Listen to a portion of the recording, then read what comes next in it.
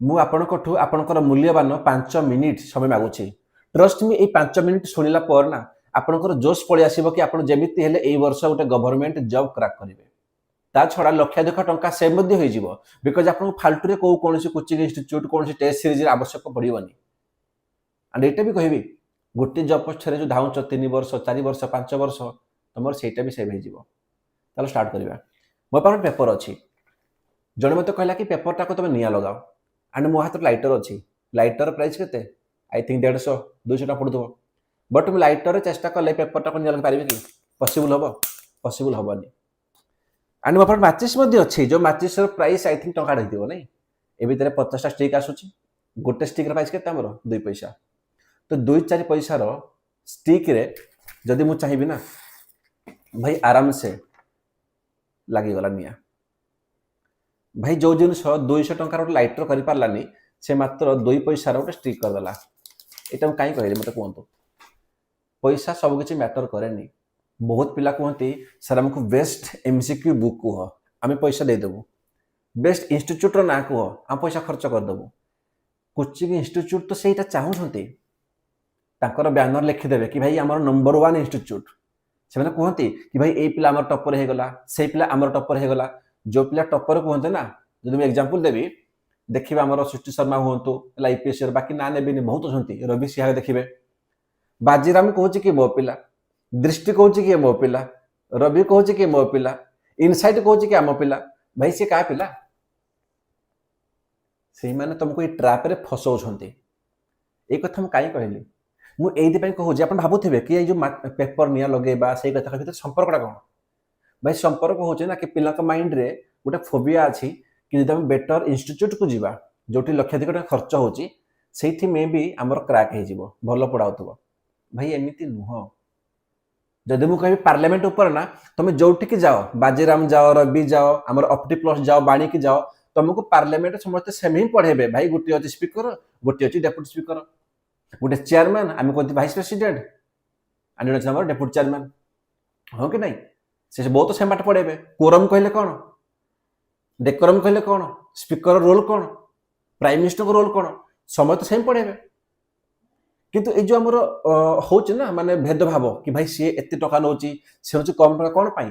Reason ହେଉଛି କି ଯେଉଁମାନେ ଟିକେ ଅଧିକା ଦିନ ଧରି ତାଙ୍କର ମାନେ କ'ଣ ନାଁ କମେଇଦେଲେ, ଟିକେ ପୁରୁଣା ହେଇଗଲେ, ସେ ଭାବେ କ'ଣ ଗୋଟେ ବ୍ରାଣ୍ଡ ହେଇଗଲୁ।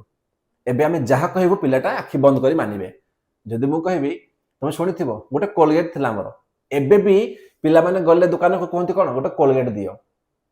ଟୁଥପେଷ୍ଟ କେହି ମାଗନ୍ତିନି, କି ମାଗେ ଟୁଥପେଷ୍ଟ ଦିଅ, ବହୁତ କମ୍ ପିଲା ମାଗନ୍ତି କୋଲଗେଟ୍ ଦିଅ। ଭାଇ କୋଲଗେଟ୍ ଗୋଟେ ବ୍ରାଣ୍ଡର ନା। ଏମିତି ପିଲା ଅଛନ୍ତି ସେମାନେ ଡାବରକୁ ବି କହିବେ ଏଇଟା କୋଲଗେଟ୍ ବୋଲି, ବୁଝିପାରିଲେ? ସେନ୍ସୋଡାଇନ୍କୁ ବି କ'ଣ କହିବେ ଏଇଟା କୋଲଗେଟ୍ ବୋଲି। ଭାଇ ସେ କୋଲଗେଟ୍ ନୁହଁ, କୋଲଗେଟ୍ ଗୋଟେ ବ୍ରାଣ୍ଡ, ସେ ଗୋଟେ ହେଲା। ତମେ ଟୁଥପେଷ୍ଟ କୁହ। ମୁଁ କହିବା ମାନେ କ'ଣ କି ଯେଉଁ ବଡ଼ ବଡ଼ ଇନଷ୍ଟିଚ୍ୟୁଟ୍ ଅଛନ୍ତି ନା, ସେ ଚାହିଁଛନ୍ତି କି ତମକୁ ସେ ଆଟ୍ରାକ୍ଟ କରିବେ ଆଉ ତମଠୁ ମୋଟା ଅଙ୍କ ଝଡ଼େଇବେ। କିଛି ମିଳିବନି। ପଇସାରେ ମ୍ୟାଟର ହେଉନି, ମ୍ୟାଟର କରୁଛି କି ତମକୁ ସେ ଯାହା ପଢ଼େଇବେ ନା, ଭାଇ ପଶିବ ଏଇପଟେ ବାହାରିବ ଆଇପଟେ। ତମକୁ ସେ କେବେ ବି ମୋଟିଭେଟ୍ କରିବେନି କି ତମେ ଯେମିତି ଗୋଟେ ବର୍ଷରେ କ୍ରାକ୍ କରିଯାଅ। ତମେ ଯଦି ଗୋଟେ ବର୍ଷରେ କ୍ରାକ୍ କରିଯିବ, ନେକ୍ସଟ ଇୟର ତମେ ତାଙ୍କଠୁ ଆଉ କିଣିବ କି ଟେଷ୍ଟ ସିରିଜ୍? କିଣିବନି ଆଉ। ବୁଝିପାରିଲ ଜିନିଷଟା? ମୁଁ କହିବା କଥା କ'ଣ କି ମନେ ପକା 5-6 ବର୍ଷ ଆଗରୁ କି 10 ବର୍ଷ ଆଗରୁ ଯେତେବେଳେ ଆମେ ପାଠ ପଢ଼ୁଥିଲୁ ଟ୍ୟୁସନରେ, ଯଦି ଗୋଟେ ମ୍ୟାଥ୍ ଆମର ହେଇପାରୁନି, ଆମେ ୱେଟ୍ କରୁଥିଲୁ କ'ଣ କି କାଲି ସ୍କୁଲକୁ ଯିବୁ କିମ୍ବା ଟ୍ୟୁସନକୁ ଯିବୁ, ସେଇଠି ସାର୍ଙ୍କୁ ପଚାରିବୁ କି ସାର୍ ଏଇଟା ହେଇପାରିଲାନି, ଆମକୁ ବୁଝେଇ ଦିଅ। ଏବେ ହେଉନି ଆଉ। ଏବେ ସବୁ ଜିନିଷ ଆମର ଅଛି ଅନଲାଇନରେ, ଚାଟ୍ ଜିପିଟିରେ, ସବୁ ଜିନିଷ। ଭାଇ ଅନଲାଇନ୍ ଯୁଗରେ ତମେ କେଉଁଠି ଅଛ? ଏବେ ପଢ଼ିଛ ଭାଇ ମୁଁ ଟେଷ୍ଟ ସିରିଜ୍ କିଣିବି, MCQ ବୁକ୍ କିଣିବି, କୋଚିଂ ନେବି। ଭାଇ ଗୋଟେ MCQ ବୁକ୍ରେ 5000 MCQ ଥିବ। ଭାଇ ଗୁଗୁଲ ସର୍ଚ୍ଚ କର, 5 ଲକ୍ଷ ପାଇଯିବ MCQ। କ'ଣ ପାଇଁ ପଇସା ଖର୍ଚ୍ଚ କରିଯିବ? ସବୁଠୁ ନା ବେଷ୍ଟ ୱେ କହିବି, ସବୁଠୁ ବେଷ୍ଟ ୱେ, ଯେଉଁମାନେ OPSC ଦେଉଛ କିମ୍ବା ଯେଉଁମାନେ OSS ଦେଉଛ, ତମେ ତମର ନିଜର ଷ୍ଟ୍ରାଟେଜି ବନାଅ। ଯଦି ବନେଇ ପାରୁନ ଟେନସନ୍ ନିଅନି, ଷ୍ଟ୍ରାଟେଜି ମୁଁ ନିଜେ ବନେଇକି ରଖିଛି। ଯାଅ ପ୍ଲେଲିଷ୍ଟକୁ, ସେଇଠି Indian polity, modern history, geography, ମୁଁ କମ୍ପ୍ଲିଟ୍ GSକୁ ଚଲେଇଛି। ଏବେ ଜୁଲାଇ ଲାଷ୍ଟ ଭିତରେ ଆମର OPSC ପିଲା ପାଇଁ କହିବୁ, ତାଙ୍କ ପାଇଁ ପ୍ରିଲିମ୍ସ ପାଇଁ ସବୁ ଶେଷ ହୋଇଯିବ। ଆଣ୍ଡ ଜୁଲାଇଠୁ ତୁମର ମେନ୍ ପାଇଁ ବିଲକୁଲ ବଢ଼ିଆ ସେ ସୁନ୍ଦର ଭାବରେ ଆପଣଙ୍କର କ୍ଲାସ୍ ଆରମ୍ଭ ହୋଇଯିବ। ମୁଁ ମୋ ନିଜର ନୋଟ୍ସ ଦେବି ଆପଣଙ୍କୁ। ଯଦି ମୁଁ ନୋଟ୍ସ ଦେଖେଇବି, ମୋ ନିଜର ନୋଟ୍ସକୁ ମୁଁ ନିଜେ ବନେଇଛି, ମାନେ ତାକୁ ଡାଇଗ୍ରାମ କରିକି, ହେଲା, ଆପଣ ଦେଖିପାରୁଥିବେ କି ଆପଣଙ୍କୁ ଯାହା ଯାହା ଦରକାର ମାନେ ବୁଝିହେଲା ଭଳିଆ। एमती नुह कि खाली पढ़ेदेवी कि मैंने खाली पशब एपटे बाहर एपटे नुह बिल्कुल बुझेगा भाया जोटा आपको एग्जाम को ना क्राक करे बहुत ही साहाଯ୍य कर क्राक कर बहुत साहाଯ୍य कर सो जो मैंने भी एपर्यंत आम चैनल रे जॉइन हेन काइंडली रिक्वेस्ट करी भाई फालतू पैसा बर्बाद करनी एठू सेठू बिल्कुल भी करनी जाओ प्लेलिस्ट को सेठी सब किसी मिल जाव हाँ बाकी जो मैंने अच्छा ओ ट्रिपल एसी ओ डबल एसी पिला भाई तुम जीएस एठू बिल्कुल भी हो टेंशन नबनी तुम बाकी जहाँ अच्छी मैथ होगला इंग्लीश होगला मुझे भी काम करुच्ची कि बहुत शीघ्र या वीडियो नहीं आसबि ओके सो जो मैंने भी एपर्यंत आम चैनल रे जॉइन होना काइंडली जॉइन हो जाओ एटा भावनी कि फ्री रे पढ़ाऊँगी बोली एटी किसी पढ़ाऊनी एमती नुह तुम पाठ पढ़ी सारापर गोटे थर गूगल को जीव एंड एमसीक्यू अटेंड कर जापर कि तुम एक्चुअली क्वेश्चन सॉल्व होची ना सॉल्व होनी ओके सो अगेन कहि जो मैंने वर्ष एग्जाम दौच एडवांस